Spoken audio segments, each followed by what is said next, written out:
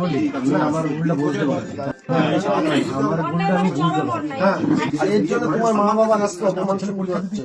আজ আমাদের তুমি এটা জানো তো? কিছু কথা বলবো। পৃথিবী কেন আমার দিদি খুব ভালো মানুষ। পৃথিবীর সাথে বিটা আমি একটু চুপ বলবো। করেছে, তার কারণ ওর সেটা সাথে খুব পৃথিবীটা ভালো। বেশ ওই জানো তো? যায় আমার মনে হয়। শারীরিক অসুস্থতা আর তার কারণ একজন কাটিয়ে আজ আমি ভাইরাল, তোমাদের ফেমাস, সামনে আবার innocent and the great. Great তো অবশ্যই গ্রেট একজন মানুষ, যার একটা মাত্র কথাতে যে আমাদের দুজনের ঝামেলা আর দুজনের মধ্যে নেই, সেটা পারিবারিক হয়ে গেছে। শুধুমাত্র এই কথাতে পুরো সোশ্যাল মিডিয়া উত্তাল পাতাল হয়ে যায়।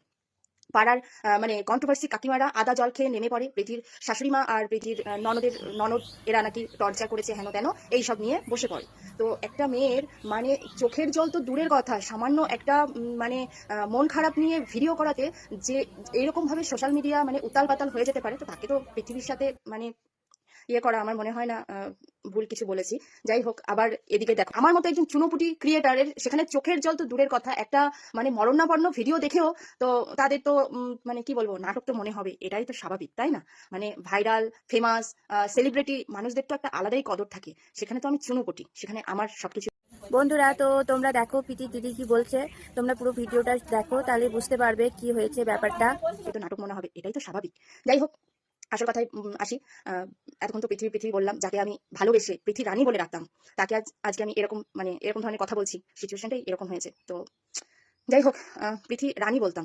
এখন এই পরিস্থিতিতে দাঁড়িয়ে মানে তখন ডাকতাম রানীটা বলতাম ভালোবেসে, যেমন আমার ছোট ননদ আমাকে বউ রানী বলে ডাকে।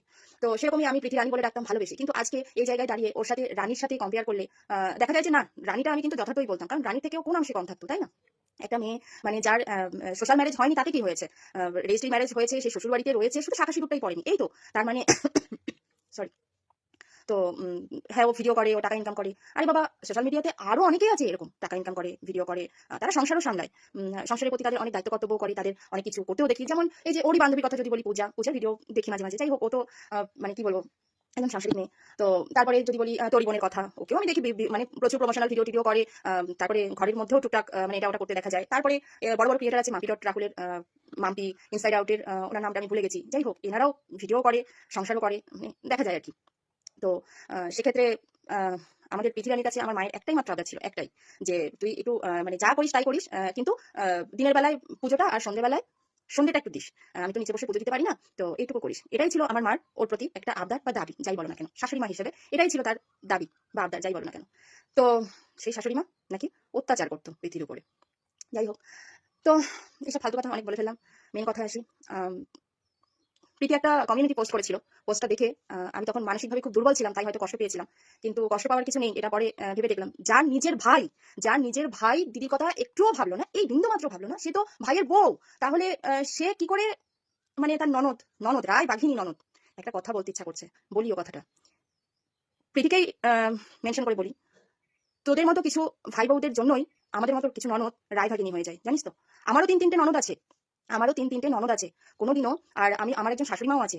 আর সেই শাশুড়ি মা একজন পুরোনো দিনের মানুষ, পুরোনো দিনের কালচার, পুরোনো দিনের মানসিকতা, সবকিছু তার পুরোনো দিনের মানে সবকিছু নিয়ে রয়েছে। তো তার সাথে আমাদের, শুধু আমার না, আমাদের মানে ননদ বলো, সবারই একটু আর কি মনোমালিন্য হয় তার মতামত নিয়ে বা তার, যাই হোক, সেরকম একটা মানুষ নিয়ে আমি সংসার করি। আর আমার তিনটে ননদ আছে, তিনটে, এই যে অন ক্যামেরায় আমি বলছি, আমার ননদরাও আমার ভিডিও দেখে। তো এই 11 বছর বিয়ে হলো, আমার ননদরা কেউ কোনোদিনও বলতে পারবে না যে তাদের সাথে আমার উঁচু গলায় কোনোদিনও ঝগড়া হয়েছে। হ্যাঁ, মনোমালিন্য সেটা আলাদা ব্যাপার, কিন্তু আমার সাথে তাদের কোনোদিনও উঁচু গলায় ঝগড়া হয়েছে কেউ কোনোদিনও বলতে পারবে না। হ্যাঁ, সবাইকে আমি এক ফ্রেমে মানে এক ভিডিওতে আমি আনতে পারি না, কারণ কারো প্রবলেম আছে, ভিডিওতে আসতে চায় না। তো সেই কারণে সবাইকে আমি এক ফ্রেমে, আমার এই এক ক্যামেরায় বন্দি করতে পারি না, এটা আমার দুর্ভাগ্য।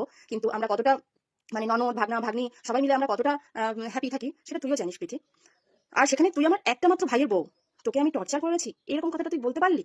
তার মানে তোর সাথে কাটানো আমার বা আমার ছেলেদের কাটানো মানে ভালো ভালো মুহূর্তগুলো সব মিথ্যে, সবই কি মিথ্যে?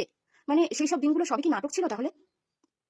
তুই এরকম একটা কথা বলতে পারবি না, মানে এরকম একটা কথা তুই বলবি, স্বপ্নেও কোনোদিনও কল্পনাও করতে পারি না যে এরকম একটা কথা তুই বলবি। কারণ সেটা সব থেকে ভালো তুই জানিস, তোকে আমি কতটা সাপোর্ট করতাম। তোকে তোকে সাপোর্ট করতে গিয়ে আমাকে কি কি শুনতে হয়েছে সেটা তুইও ভালো করে জানিস। তো সেসব কথা আর আমি এখানে বললাম না। আজকে তোর মুখ থেকে আমাকে এরকম একটা কথা শুনতে হবে, সত্যিই ভাবতে পারিনি। যাই হোক, আসল কথায় আসি। অনেকেরই ধারণা যে আমার জন্য রণপ্রীতির সম্পর্ক ভাঙতে বসেছিল, বা আমার মায়ের জন্য, মেন আমার কথাই আমি বলি, আমার জন্য নাকি।